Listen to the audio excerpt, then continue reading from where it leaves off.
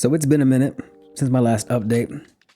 I apologize for that. I've had some stuff going on, other things that I've been kind of working on, unrelated to this game, of course. I started a podcast with my wife. That's kind of fun, if you're interested in that kind of thing, I guess you can go check that out. It's called Two Halves of a Whole Idiot, but I digress. This last time, what were we doing last time? Right. We were doing maps. Fun. I might have mentioned this at some point, but I'm not a level guy. And these past couple weeks of working on these maps has really just started to fry my brain, and I need a break. So I'm also really at a crossroads with what I want the actual game to look like. Part of me is stuck on the linear maps of something like Left 4 Dead, and the other part of me can't get my head off of the simple openness of something like Vampire Survivors. And I don't know. I'm gonna figure it out. We're gonna figure it out. But not today. Today we are doing enemy behavior. So let's do it. Let's do some enemies. That stuff really gets me jazzed. Luckily, I do have some experience with this kind of stuff. I made this prototype way back with this kind of demon shadow monster guy, and he had some pretty smart behaviors, I think. Not to toot my own horn or anything, but yeah, I'm gonna have to reach way back and channel some of that knowledge that I used to have and see if I can figure some of this stuff out. So right now, our current little buddies, they're pretty basic, they're pretty dumb. Really what we need to do is figure out how we want them to behave before we can make any meaningful changes. They have a few basic functionalities right now. They have a nav mesh that lets them know where they can go, and they have vision so they can see and detect things that are in front of them, within a certain range, obviously, blah.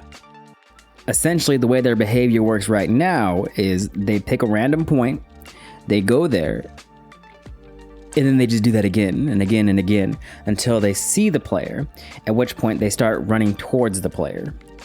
Now, if the player goes out of their sight, they immediately forget about the player and just start walking around again randomly, which, like I said, is, pretty freaking dumb. So my first thought about how to handle this is to have them continue on to the last point they saw the player and then kind of search forward a little bit. And then after not finding him again, then go back to walking around randomly.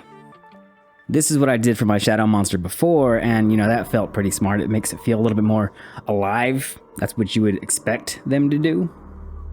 But then I spent some time playing good old Vampire Survivors, and it kind of occurred to me that all of this might really not be necessary.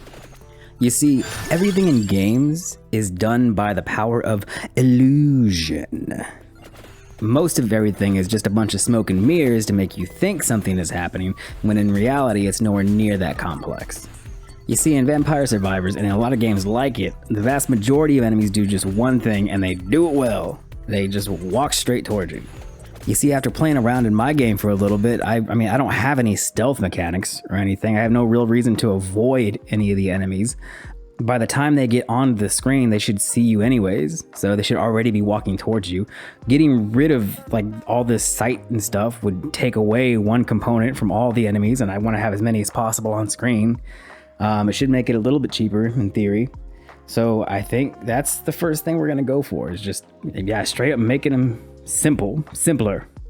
Now bear in mind, I do have ideas for other unique enemies later on that will have unique behaviors. Right now I'm just focused on the core functionality. Something else that I really want them to do is I want them to be able to climb fences. Right now they all shuffle towards the nearest door or entrance, the easiest way to get to the player, which is fine, but when I think zombie, I think horde, just quickest point to you from A to B. And that means that they need to go over these fences. So, yee.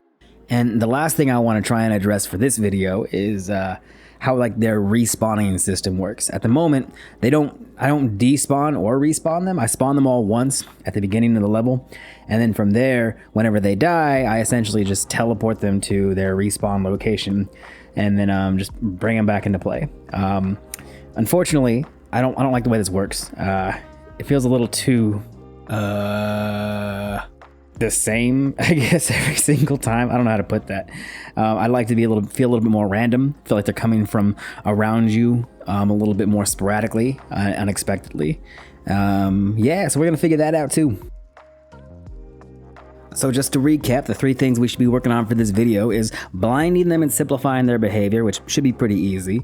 Making them climb fences, which should be kind of difficult. And then adjusting their respawn system, which, shouldn't be that hard. And so, yeah, let's do it. Blah!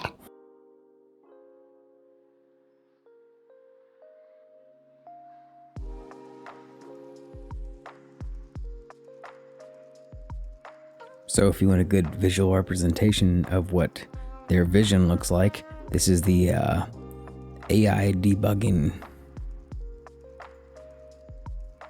At the moment, their vision pretty much takes up the whole screen. It kind of plays into the whole thing where I was saying there's kind of no point. As soon as you see them on screen, they should pretty much be chasing you. So let's just nix that.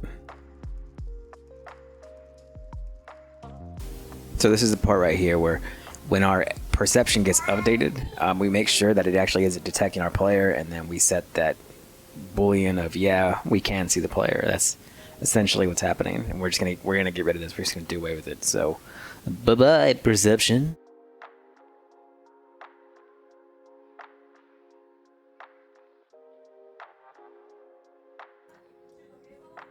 Honestly, this really should be it. I'm sitting here trying to figure out if there's anything else I need to do, but I mean, it really should just be that simple. Let's just check real quick, see if it works.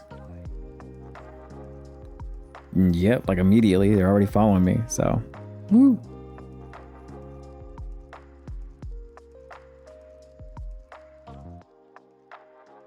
So that's step 1. What was step 2 again? Oh yeah, climbing fences, shit. Okay, well, let's talk about that for a second. So in theory, the actual climbing part really isn't that difficult. I think I got a good grasp on it. Essentially, zombie walks forward until he meets the fence. Instead of moving forward, starts moving upward. When they reach the top of the fence, does a little hop over it, falls back down, and continues on his way. The only difficult part about this is the different animations I'm going to need to make it work, right? I already have my walking animation.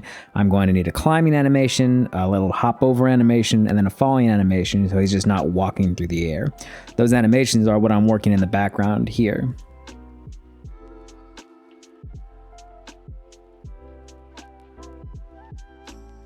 So the thing that really makes this difficult is really what's going on with our nav mesh, which you can see here in green.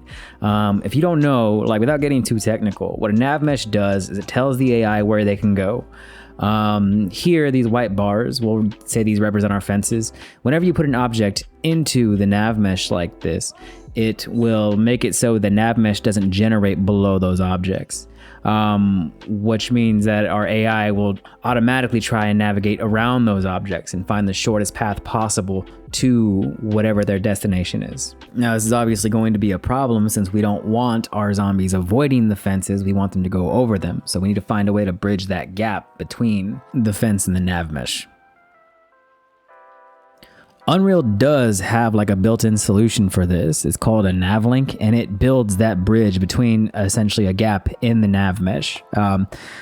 It works fine, it tells the AI to go to this point to try and cross, and it works fine if you have things like falling off a platform or something like that, or a means of climbing up, which would work here. The problem is, instead of climbing at any point on the fence, the zombies will try to go directly to this one specific point to cross, and they all kind of just cluster around it until one can fit there.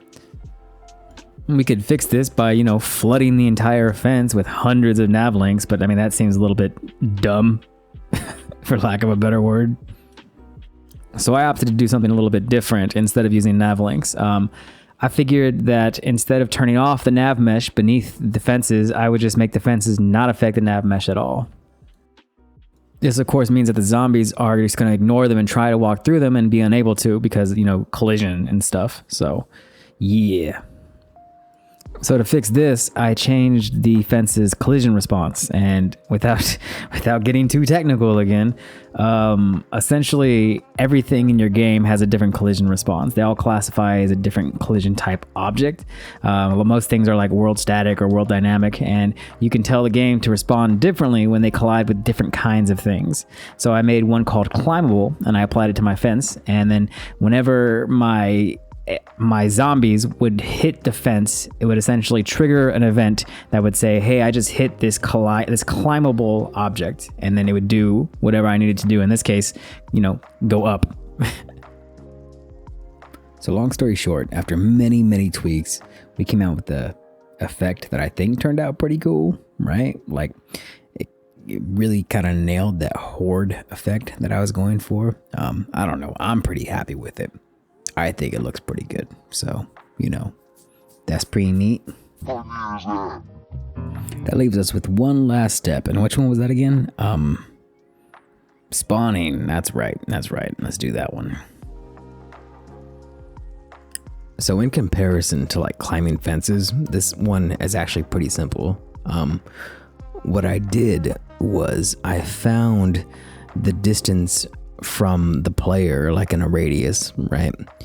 And I picked a point along that radius and just literally chose to spawn one of the zombies at that point after they died. I do a check to make sure that the point that was selected is within the nav mesh, just to make sure that the zombie can actually reach the player. But I mean, other than that, it's really not that complicated. Pretty easy. Like here, you can see it being done in a smaller radius, but all I did after this was extend that radius outside of the bounds of the camera so you can't see that happen. And that's really it. It's pretty simple. So that was, yeah, go me.